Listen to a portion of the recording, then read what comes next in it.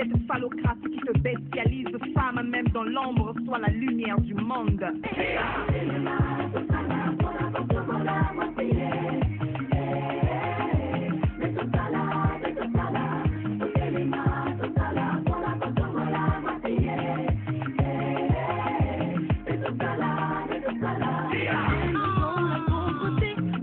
Toujours rester digne, vivre donc travailler pour ne plus être victime. C'est plus fort que tu le penses, apprends à vivre ton indépendance. Fais valoir tes droits, fais entendre ta voix.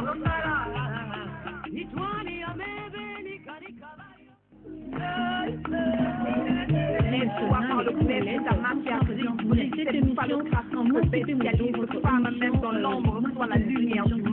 La femme, une émission qui montre à la femme comment se prendre en charge pour être autonome dans la société, une émission qui lutte contre les violences basées sur les genres. Bien sûr, c'est ça les sujets que nous allons débattre aujourd'hui dans cette émission. Moi, c'est Pémoto. Mesdames et messieurs, je ne suis pas seule sur ce beau plateau.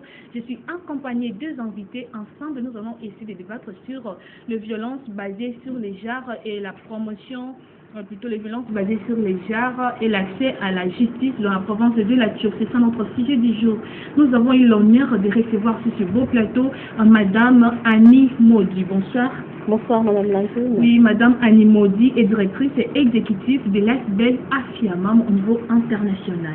Exactement. Je ne sais pas s'il y a encore d'autres choses à ajouter par rapport à ça. Je suis une activiste pour droits de femmes depuis plus de 20 ans et pour le moment, je dirige l'ASBEL AFIAMAM, a créé un RCC qui est aujourd'hui présent en France et en Belgique. Merci beaucoup. À part Madame Annie Maudi, nous avons également Madame Yvette Feza. Bonsoir. Bonsoir. Madame Yvette Feza est chef de bureau AFIAMAM de la province de la Tiopo. Et de l'autre côté, Monsieur Maître Héritier Omondo, avocat conseil de AFIAMAM Tiopo. Je ne sais pas s'il y a encore d'autres choses. Merci Madame. En dehors de cela, nous sommes aussi chargés des ressources humaines au sein d'AFIAMAM et nous sommes dans un réseau des avocats conseils au sein du cabinet Castefleury. Merci beaucoup, mesdames et messieurs. Je vous rappelle que notre émission est en téléphone ouvert. Si vous avez des questions, des préoccupations par rapport à ces sujets, n'hésitez pas de nous écrire. N'hésitez pas de nous appeler. Notre numéro de téléphone est bien affiché dans vos écrans. Notre sujet du jour porte sur la lutte contre les violences basées sur les genres et la promotion d'accès à la justice dans la province de la Tiopo. Madame Annie Maudi, qu'est-ce que nos téléspectateurs peuvent comprendre par violence basée sur les genres? La violence basée sur le genre, c'est toute violence qu'une personne subit par les simples faits d'avoir les genres masculin ou féminin. Alors, nous mettons beaucoup plus l'accent sur la femme puisque c'est la femme et la fille qui subit un peu plus cette violence par le fait d'être une femme ou une fille. Merci, nous sommes partis vite en besogne. On devrait d'abord commencer par les objectifs de l'ONG AFIAMAM avant de parler de notre sujet du jour. D'accord. AFIAMAM, comme nous l'avons mentionné, est une organisation qui milite pour la promotion, la protection et la défense de droits humains de manière générale, mais de droits humains des femmes et des filles en particulier. Et nous le faisons à travers des actes programmatiques qui sont l'acte juridique et judiciaire. Nous faisons beaucoup plus de sensibilisation, mais aussi d'accompagnement juridique et judiciaire. Je crois que Maître Kiela va parler en long et en large. Nous avons l'acte santé. Nous faisons beaucoup de sensibilisation, surtout autour de la santé sexuelle et reproductive, parce que nous pensons qu'une femme qui ne sait pas contrôler son corps, programmer et planifier ses naissances, c'est une femme qui aura difficile à s'autonomiser, une femme qui aura difficile à se former et une femme qui aura difficile à participer au développement de sa communauté. Et puis nous avons aussi l'axe développement social. Dans cet axe, nous faisons beaucoup d'activités transversales, mais qui contribuent au développement humain ou au développement du capital humain. Nous faisons la promotion de l'accès à l'éducation, la rétention des filles et adolescentes à l'école, puisque avec les menstrues ou les grossesses précoces, les filles quittent les circuits scolaires. Nous faisons aussi le développement des leadership, la participation politique et la participation à la gouvernance tant locale, provinciale, nationale qu'internationale. et nous faisons aussi beaucoup l'accompagnement psychosocial et la réinsertion socio-économique des survivantes de toutes les formes de violences basées sur les genres. Et nous avons intégré aussi depuis 2021 l'axe de la protection de l'environnement et assainissement, puisque si nous n'assainissons pas notre milieu, nous savons qu'avec les réchauffements climatiques, avec les changements climatiques qui sont déjà en train d'entrer sous l'eau, puisque justement on ne fait pas souvent attention à la nature, et la nature commence maintenant à parler. C'est pour ça que nous avons intégré ces axes-là dans notre travail. Voilà un peu ce que fait Afiamama à la Chopo dans la RDC comme ailleurs. Merci beaucoup, Madame Annie. Je reviens chez Madame Yvette. Je ne sais pas quelles sont, est-ce que les actions que Afiamam font dans la province de la Chopo sont atteintes des objectifs? Merci pour la parole. Je pense que c'est vraiment atteint parce qu'il y a encore un besoin énorme par rapport à la province. Mais nous avançons progressivement parce qu'on ne peut pas tout éliminer. On ne peut pas tout satisfaire à 100%, mais je dirais que Afiamama fait un grand travail au niveau de la Chopo et toutes les parties prenantes à tous les niveaux doivent comprendre cela. Et ceux qui veulent se joindre à nous, pour faire une bonne synergie pour que les actions puissent se faire dans le bon sens. Merci beaucoup, Maître Héritier. Quelles sont les causes des violences basées sur les genres? Une fois de plus, merci Madame la journaliste pour le verbe. D'entrée de jeu, nous pouvons dire que les causes des VBG, en abrégé, sont liées au sexe et par rapport à l'abus de pouvoir.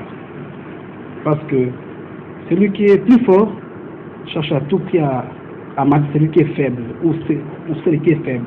Et souvent, ce sont les femmes qui sont victimes souvent. Et il arrive parfois que les hommes sont aussi victimes. Mais souvent, ce sont les femmes qui sont victimes de VBG parce que l'homme qui est fort cherche à maîtriser la personne qui est faible, cherche à maîtriser sa femme. Et l'homme arrive à réviser certains droits qui revient en principe à la femme. Il y a les droits économiques. La femme a droit d'avoir une puissance économique, un pouvoir économique, mais l'homme veut réviser ces droits-là. Il y a les violences conjugales. Les violences conjugales dont les femmes sont souvent victimes, n'en parlons pas de violences sexuelles, qui est devenue une monnaie courante, qui est devenue comme si elle ne constituait pas une infraction, alors que c'est une infraction réprimée en droit positif congolais. Okay. Je ne sais pas si Mme Annie peut ajouter quelque chose par rapport à cette question. Oui, par rapport à cette question, je crois que pour paraphraser Maître, je dirais que les causes profondes des violences basées sur le genre sont de normes sociales rétrogrades. Nous ne disons pas que toutes les pratiques dans nos coutumes sont rétrogrades, mais il y a plusieurs pratiques dans nos coutumes qui réduisent les femmes à la place de subordination et qui donnent l'illusion aux hommes qui sont immortels alors que, au fait, ils ne sont pas immortels. Chaque genre a une vulnérabilité quelconque. On a privé à l'homme, par exemple, le droit d'exprimer ses émotions, autant on a privé à la femme le droit de contrôler les ressources, par exemple. On a privé à la femme le droit de se déplacer librement. On a privé à la femme le droit de s'exprimer librement. Mais dans les systèmes patriarcaux, les causes profondes sont nos coutumes rétrogrades. Mais il y a aussi une autre cause qui est l'ignorance, au fait, des droits. La femme a des droits qu'elle ignore. Tout comme les hommes aussi ont les devoirs envers la communauté, envers la femme ou l'enfant, que les hommes aussi ignorent. Ce qui veut dire que les lois que nous passons, les lois que nos législateurs, tant au niveau national que provincial, passent, ces lois-là doivent être vulgarisées. Parce que si on garde les lois en français dans nos bureaux, la population qui doit jouir de ces droits ne connaît pas ça. La population qui doit revendiquer ses droits ne connaît pas. La population qui doit respecter ces lois ne connaît pas ces lois. Et du coup, nous vivons comme un peu dans l'anarchie. Chacun fait ce qu'il veut. Et puisque la société accepte la plupart des normes sociales qui ne sont pas toujours en adéquation avec la loi. Alors, dans nos communautés, nous voyons qu'il y a beaucoup de victimes, des survivantes des violences basées sur le genre. Et je vais revenir sur ce que Maître a dit. La plupart des victimes des survivantes sont des femmes et des filles, mais cela n'empêche que nous ayons aussi des hommes et des garçons qui subissent différentes formes de violences basées sur le genre. Merci beaucoup, Madame Annie Modu. Je rappelle à nos téléspectateurs que notre émission est en téléphone ouvert. Si vous avez des questions, des préoccupations, des ajouts même par rapport à ces sujets, n'hésitez pas à nous écrire. Notre numéro de téléphone est bien affiché dans vos écrans. Et Madame Yvette, je pense qu'il ne peut pas manquer des conséquences. Quelles sont les conséquences des violences basées sur le genre? Les conséquences sont vraiment nombreuses. Et je pense que la communauté qui est en train de nous suivre doit être à mesure de le prendre parce que de le connaître, et ça va nous aider plus à une riposte positive. Il y a des abandons, par exemple la déscolarisation des filles, parce que la fille a été violée. Il y a la discrimination au niveau social, il y a les grossesses indésirées, parce que la fille, parfois, elle peut être violée par la personne qu'elle ne connaît pas. C'était le jour où elle était vraiment fertile. Et en attrapant la grossesse, la fille reste comme ça. Donc, c'est ça un peu ce que je dirais par rapport à moi que je dois compléter par les autres. Oui, Madame Annie, je pense que vous avez quand même quelque chose à compléter par rapport à ça. Oui, les conséquences sont énormes, comme Madame Fezala vient de souligner. Et si nous pouvons essayer de catégoriser ces conséquences-là, sur le plan sanitaire, il y a la santé physique, il y a parfois les infections sexuellement transmissibles pour des cas de viol ou de violences sexuelles. Il y a des grossesses non désirées qui parfois les filles ou les femmes violées peuvent souvent essayer de se débarrasser de ces grossesses et recourir à des avortements clandestins qui fait tuer plusieurs jeunes filles et femmes même. Il y a les problèmes de la santé mentale, on n'en parle pas souvent, mais une femme qui subit plusieurs formes de violence peut devenir, peut déprimer au fait, elle peut passer à des moments de dépression qui va affecter ses capacités à réfléchir comme il se doit. Et puis sur le plan physique, toujours, nous avons des femmes qui parfois perdent un membre du corps parce qu'elles subissent des violences domestiques ou des passages à tabac. Et puis à long terme, ces personnes ne savent pas se développer ou s'autonomiser. Rien qu'à voir par les statistiques le nombre de femmes qui sont représentées dans les instances, vous allez voir que les différentes formes de violences basées sur le genre, qui sont morales, sexuelles, économiques, empêchent au fait à un bon nombre de femmes qui pouvaient au fait se développer et contribuer efficacement au développement du pays, n'est pas arriver à ce niveau-là parce qu'il y a un plafond que les violences basées sur le genre mettent. Il y a aussi les conséquences sur le plan économique. Nous n'avons pas beaucoup de femmes, regardez aujourd'hui combien de femmes ont par exemple des partis politiques. Parce que quand on ne peut pas avoir un parti politique, prétendre courir dans les campagnes électorales autant que les hommes sans avoir les pouvoirs économiques requis pour cela. Donc c'est vraiment toute forme, autant il y a plusieurs formes de violence basées sur le genre, autant il y a plusieurs conséquences liées à cette violence-là. Oui, je reviens chez Maître Héritier. Que faire lorsqu'on est violé? Parce que la plupart des gens sont violés, mais qu'est-ce qu'ils peuvent faire lorsqu'elles sont violées? Merci madame la journaliste. Lorsqu'une personne est violée, il ne suffit pas de rester chez soi à la maison. Il faut pas aller, encore moi chez le pasteur, il faut dénoncer. C'est pour ça qu'actuellement on a monté une stratégie. Parce qu'à l'époque il y avait des cliniques juridiques, mais ces cliniques ont fait preuve de certaines limites. Les cliniques juridiques consistaient juste à dénoncer, mais n'accompagnaient pas les victimes de violences sexuelles. Il faut saisir la police voisine, quoi, la police de proximité. S'il n'y a pas le parquet, vous saisissez la police, vous allez directement au parquet, saisir le ministère public et qui va instruire.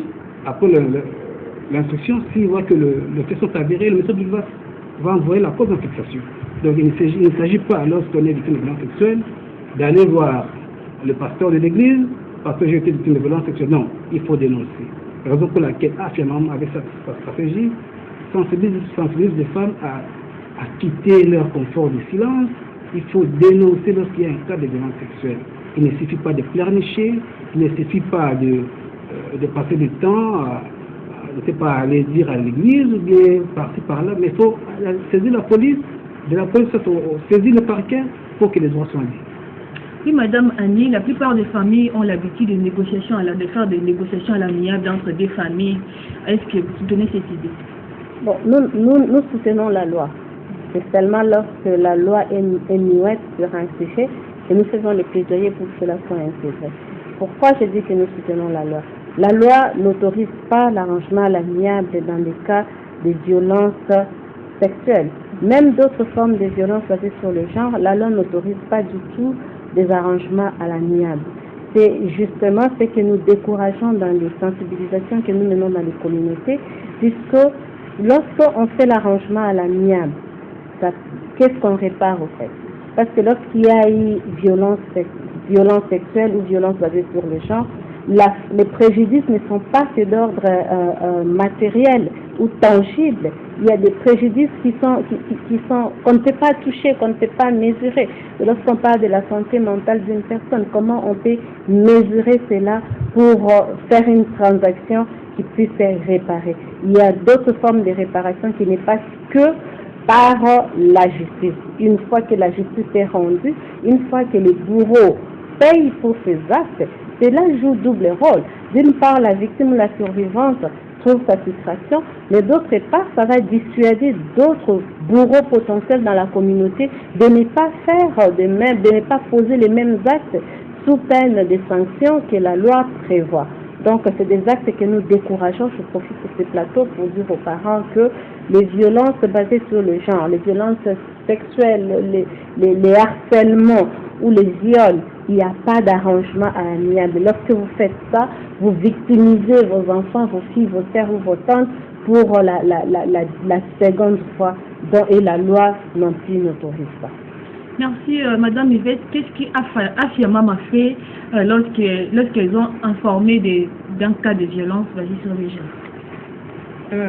Merci beaucoup pour la question. Je voulais vraiment informer les gens qui nous suivent à ce moment que AFIA-MAMA a mis sur place des systèmes d'alerte communautaire. Et à tous les niveaux, quand il y a des cas de viol, des violences, on nous appelle. Il y a un numéro qui sera communiqué. Et une fois ces gens passés au bureau AFIA-MAMA, on va communiquer le numéro. Donc on doit nécessairement appeler quand il y a un cas de viol. Et il y a ce système d'alerte-là travaille avec la communauté. Et quand il y a le cas de viol, il y a ce qu'on appelle une orientation à des différentes prises en charge. Il y a la prise en charge juridique et judiciaire, la prise en charge socio-économique, psychologique, médicale, pour remettre la survivante dans ses droits. C'est ça un peu les actions que AFIA-MAMA mène sur le terrain. Je ne sais pas si Maître Héritier peut ajouter quelque chose par rapport à ça. Oui, c'est abondamment ce que venait de dire Madame César, chef de bureau pour le AFIA-MAMA. Je vous donne un cas récent, Madame la journaliste. On a été appelé par le gens de Wanyarukula pour nous dire qu'il y a un cas de viol, aujourd'hui même, pour dire qu'il y a un cas de viol à Wanyarukula. Et comment cela se fait? À travers le numéro que la communauté a déjà alerté AFIA-MAMA. Et AFIA-MAMA fait quoi? AFIA-MAMA les accompagne juridiquement et judiciairement pour que les bourreaux ne se croient pas être le plus fort, parce qu'on se dit aujourd'hui, on doit, si pas arrêter, mais ne peut que réduire les cas de violence sexuelle. Comment on va les réduire? Madame la directrice exécutive l'a très bien dit, parce que lorsque on favorise l'arrangement l'amiable, la table de négociation, cela porte préjudice à la victime. Les bourreaux là, qui a violé aujourd'hui la fille X, et que les deux familles sont passées à la table de négociation, le lendemain, il va quitter X pour aller à Y. Parce qu'il se sent fort, et lui, il a ses moyens, il va continuer, et quels sont d'autres bourreaux? Ils vont se dire, bon, si celui-là a violé, on lui a rien fait, moi aussi, il est passé à l'acte. Vous voyez, cela ne va pas aider la communauté, ne va pas aider la population ou notre province, parce que le bourreau est toujours en état libre, alors que sa place, c'est de le mettre en prison, c'est alléger, de le mettre hors état de nuire, parce qu'il constitue un danger pour la société. Merci Madame Annie, notre temps est vraiment jaloux. Ok. Quel message lancez-vous aux survivantes des violences basées sur les genres? Moi, le message que je lance aux survivantes, c'est que la première chose, ce n'est jamais de leur faute. Parce que la communauté, les gens ont tendance à commencer tout de suite par demander comment êtes-vous habillé, comment êtes-vous retrouvé à cet endroit, à cette heure-là. On ne pose pas de questions sur le bourreau, pourquoi as-tu fait ceci, pourquoi as-tu fait cela. Donc aux survivantes des violences basées sur le genre ou des violences sexuelles en particulier, ce n'est pas de votre faute, ne mettez pas la culpabilité sur vous parce que cela va empiéter sur votre processus de guérison mentale. Alors deuxièmement aussi, dénoncer toute forme de violence. Autant ce n'était pas de votre faute, ce n'est pas la fin du monde. La fin du monde, c'est si vous restez en train de pleurnicher. Relevez-vous, suivez l'accompagnement que vous avez, qui est disponible pour vous. Vous allez vous reconstruire et arriver à réaliser vos rêves. Et enfin, vous n'êtes pas seul. Il y a Afiamama et tant d'autres associations. Il y a la division sociale, il y a la division du genre, il y a les structures étatiques et les associations, le mouvement associatif qui est là pour vous accompagner, pour vous remettre dans vos droits et dans votre dignité. Et nous n'allons pas baisser les bras. Nous allons continuer avec KTF Lawyers qui nous accompagne sur les plans juridiques, des psychologues qui sont là. Nous sommes là pour vous. Ne vous gênez pas. Venez et nous allons vous accompagner dans les processus de votre guérison. Merci beaucoup Madame Annie, je ne vous lâche pas, c'est toujours vous. Quel message lancez-vous également aux bourreaux? Parce qu'ils se croient être supérieurs. Quel message vous pouvez lancer à ces genres de personnes afin qu'ils cessent leur acte? Au bourreau, je commence par dire que nul n'est censé ignorer la loi. La loi est dure, mais c'est la loi. C'est comme ça. Et donc, qu'ils sachent, les bourreaux et les bourreaux potentiels, qu'ils comprennent que nos coutumes ou nos pratiques du quartier ne sont pas au-dessus de la loi. La loi a déjà décidé sur quel acte est acceptable et quel acte ne l'est pas. Et utiliser sa force pour harceler d'autres personnes, pour violer les femmes comme les hommes, ce sont des actes qui sont impardonnables, intolérables et des actes dont la loi traite avec la rigueur la plus dure.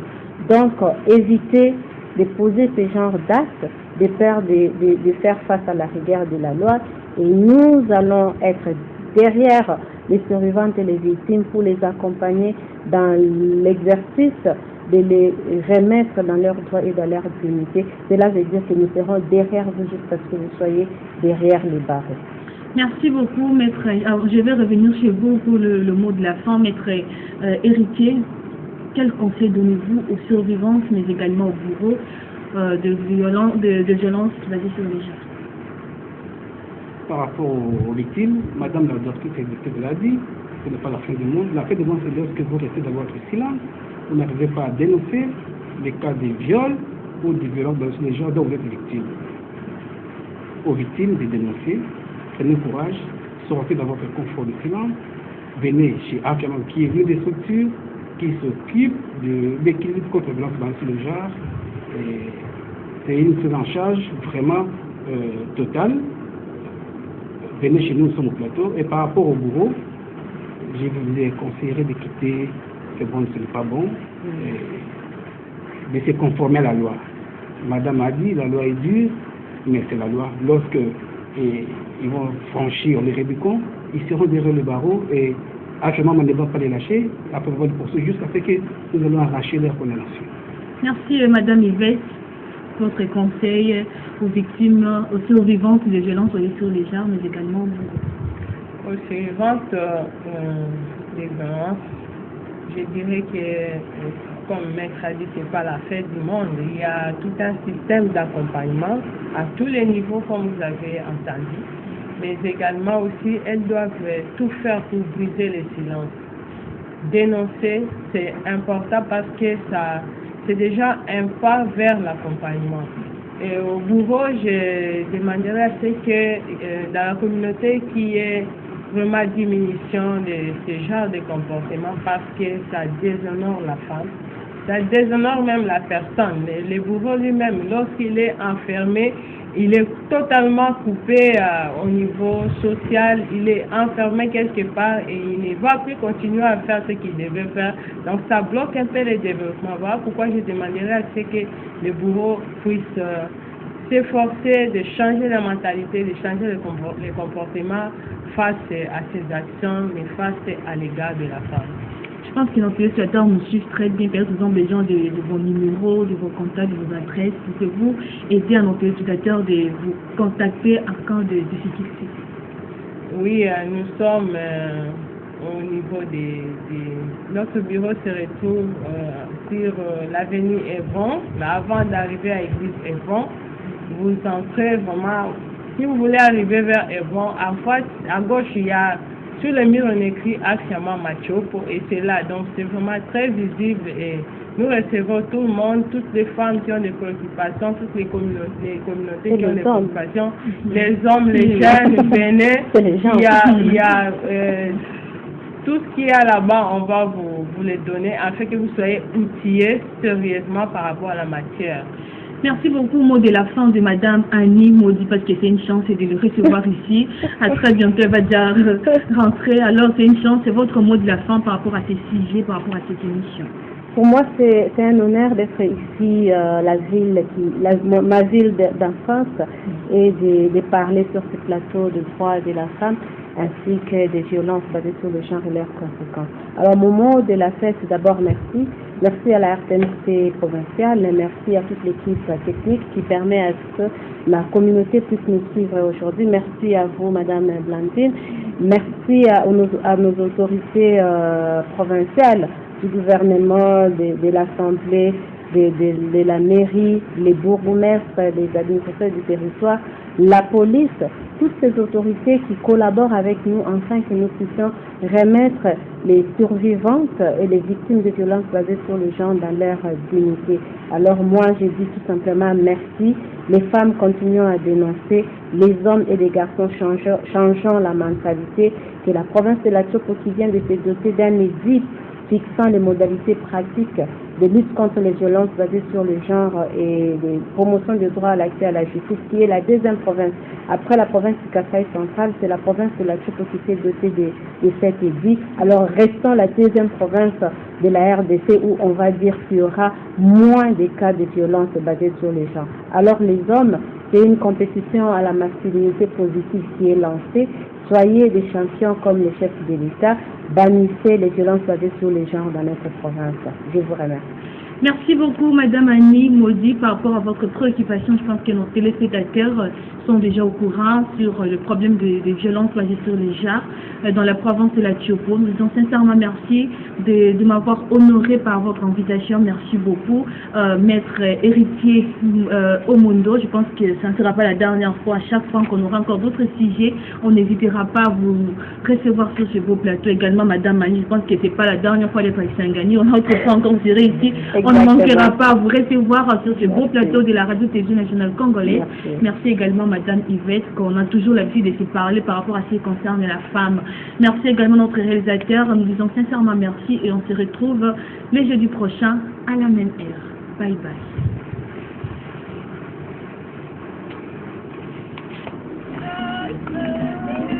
Lève-toi par le glaive de ta mafia grise, brise cette phallocratie qui te bestialise. Femme, même dans l'ombre, sois la lumière du monde.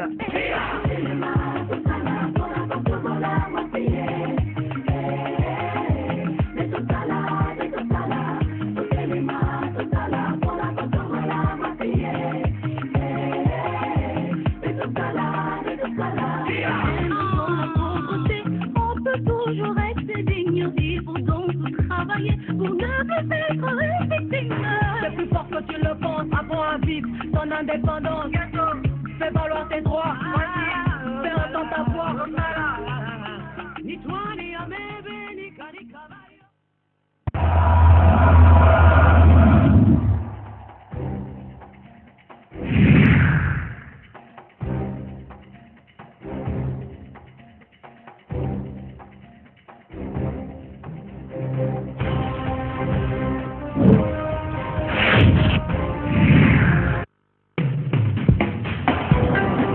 PDG Toussaint Sembe, Maman Ariette Wamoué, Omba Lumumba Choisi Matata Christian Konda, Congo Mikili Live.